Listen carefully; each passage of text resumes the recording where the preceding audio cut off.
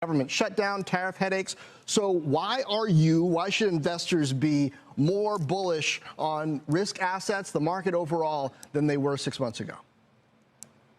Well, John, even at the April lows, just to be clear, our S&P year-end target was 6,600. So we were still expecting explosive recovery in markets.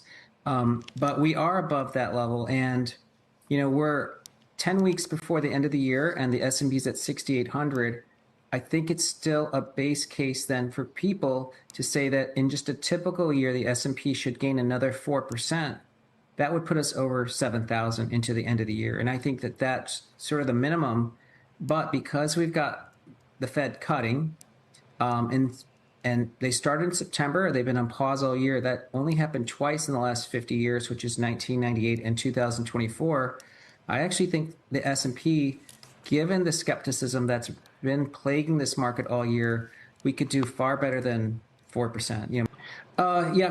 Crypto had a huge deleveraging event on October 10th, and part of that was triggered by the escalating tensions with U.S. and China on tariffs and trade.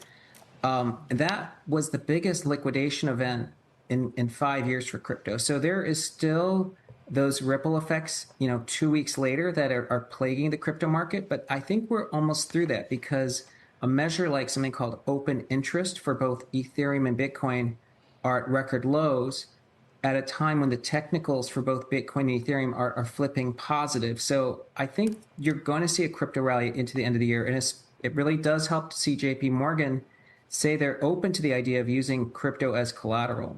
Yeah, I was actually going to get your thoughts on that, Tom. But in light of that, and you and I have had these conversations